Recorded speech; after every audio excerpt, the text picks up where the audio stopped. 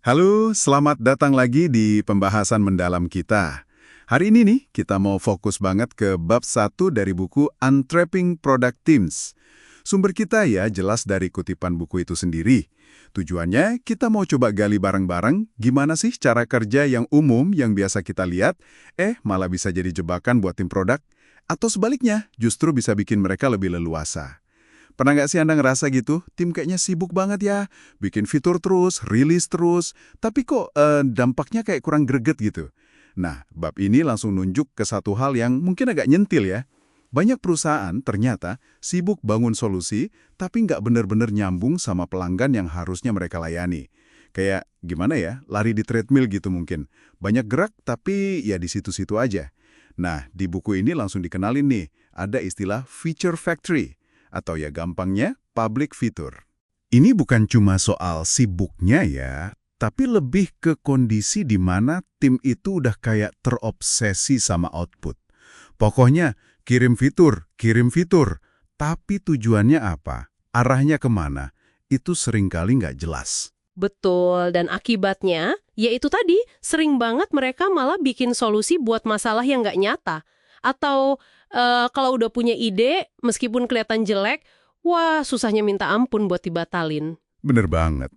Kebayangan, departemen A bikin ini, B bikin itu. Kayak kerja di gelembung masing-masing, idenya sih banyak mungkin, tapi visinya jadi buyar. Nah, iya, pemisahan dari pelanggan ini jadi masalah banget. Jadi bukan cuma soal, kurang empati gitu ya? Bukan cuma itu. Ini akarnya pemborosan sumber daya. Gitu loh, tepat sekali. Dan di situ letak jebakannya, di bab ini ditekankan banget ada kutipan bagus. Produk itu ada buat melayani pelanggan, bukan cuma buat menyenangkan pemangku kepentingan bisnis. Dalam juga ya. Iya kan? Kalau tim udah terisolasi, nggak ngobrol sama pelanggan, fokusnya gampang geser. Jadi ya cuma nurutin permintaan internal atau sekedar yang penting kerjaan selesai. Akibatnya produknya jadi sia-sia ya. Potensinya besar banget, dan ini sering dilupain. Bukan cuma produknya gagal, tapi timnya juga bisa jadi demotivasi. Kerja keras tapi nggak ngerasa ada gunanya gitu. Aduh, iya juga ya.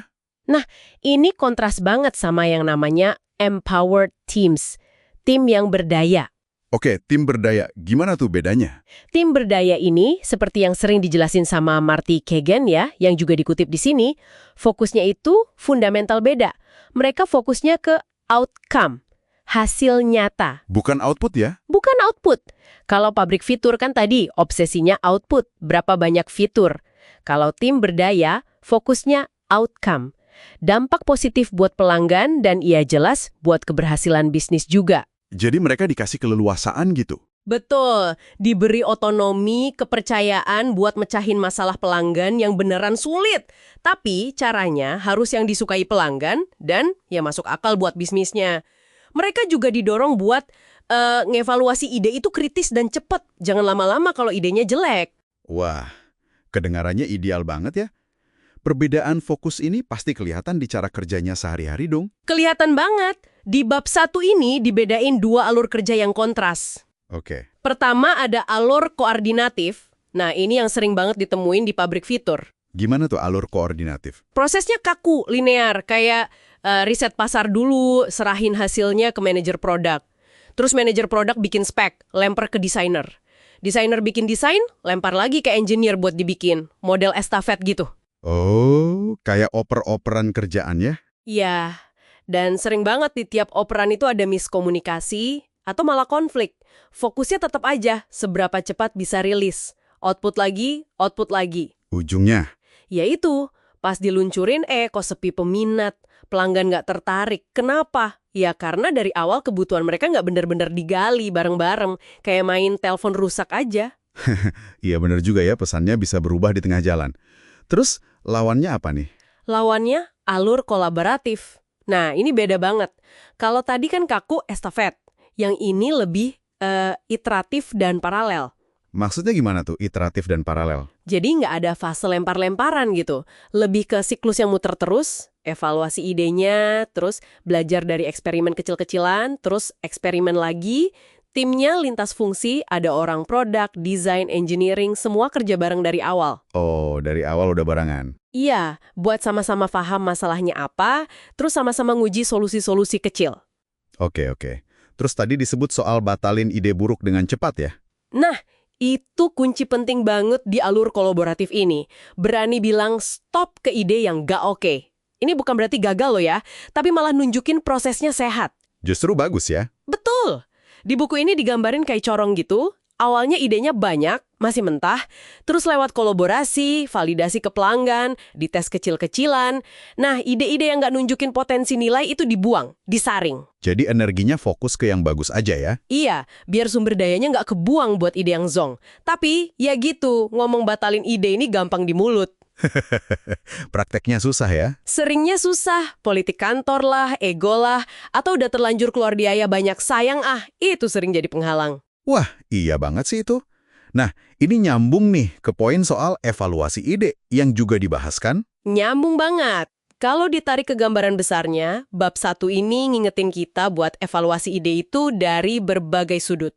Sering disingkat DVV. DVV, apa tuh? Desirability, viability, feasibility. Oke, desirability. Itu soal, apakah pelanggan beneran pengen ini? Butuh nggak mereka? Terus viability. Itu soal bisnisnya. Apakah ini masuk akal buat kita? Bisa nguntungin nggak? Berkelanjutan nggak? Terakhir, feasibility. Nah, ini soal teknisnya. Bisa nggak sih kita bikin ini? Mampu nggak tim kita? Teknologinya ada nggak? Oke, DVV. Desirability, viability, feasibility. Nah, jebakan umumnya pabrik fitur itu apa? Mereka seringnya buru-buru loncat ke viability sama feasibility. Oh, jadi mikirin bisa dibikin nggak sama untung nggak duluan ya? Iya. Pokoknya kita bisa bikin, dan kayaknya mungkin ada duitnya, langsung gas bikin. Padahal, belum tentu pelanggan butuh, aspek desirability-nya kelewat. Ya, Jadi investasi gede tanpa bukti kuat pelanggan mau, itu ya judi namanya. bener juga. Sering lihat kan, fitur canggih banget, teknisnya feasibility oke. Terus bos juga suka, viability kayaknya oke. Pas rilis, sepi. Jangkrik gitu ya. Iya, karena nggak ada yang butuh, desirability-nya nol. Nah, itu dia. Contoh yang kena banget. Oke deh, jadi kalau dirangkum dari bab 1 ini, intinya jelas ya. Langkah pertama buat keluar dari jebakan itu ya, kenali dulu kondisi tim kita sekarang. Coba deh lihat, ada nggak gejala-gejala pabrik fitur yang tadi kita bahas. Atau jangan-jangan udah ada nih, elemen-elemen tim berdaya. Betul. Kuncinya tuh geser fokus. Dari yang tadinya cuma sibuk ngirim fitur, pokoknya output banyak, jadi fokus ke Ke outcome, hasil nyata yang bisa dirasain. Sambil apa? Sambil terus belajar, terus adaptasi. Dengerin langsung dari pelanggan. Intinya sih, bikin alur kerja jadi lebih simpel. Jangan kaku kayak estafet. Dorong kolaborasi yang beneran cair. Terus, yang penting juga kasih kesempatan tim buat interaksi langsung sama masalah pelanggan. Itu fondasinya biar nggak kejebak jadi pabrik fitur lagi. Jadi tujuannya bukan cuma ngejar cepat rilis fitur ya? Bukan. Tujuannya itu kecepatan belajar dan kecepatan menciptakan nilai. Nilai buat siapa? Ya buat pelanggan, sama buat bisnis juga. Menarik. Ini jadi bikin mikir ya? Iya, ini pasti bikin Anda refleksi juga kan? Betul. Mungkin bisa nih coba luangkan waktu sejenak, pikirin lingkungan kerja Anda sendiri. Lebih sering lihat yang mana? Tanda-tanda pabrik fitur. Yang fokus output, prosesnya kaku, jarang ketemu pelanggan. Atau udah ada nih praktik kolaborasi lintas fungsi yang bagus, yang bikin tim fokus ke outcome. Jadi apa artinya semua ini buat cara kerja tim Anda sekarang? Dan perlu diingat juga ya, buku ini realistis kok. Mewujudkan tim yang beneran berdaya itu nggak gampang. Pasti banyak tantangannya ya. Banget. Butuh perubahan yang nggak kecil. Nah, sebelum kita mungkin lanjut lagi di lain waktu, ada satu pertanyaan penutup nih buat Anda renungkan. Oke, apa tuh? Coba deh, kalau Anda lihat lagi konteks kerja Anda sendiri nih. Kira-kira apa sih satu hambatan paling besar yang Anda lihat yang bikin tim Anda susah gerak ke arah pemberdayaan yang lebih gede kayak tadi? Satu hambatan terbesar ya. Iya, sesuatu buat Anda pikirin aja. Sampai ketemu lagi ya di pembahasan mendalam kita berikutnya.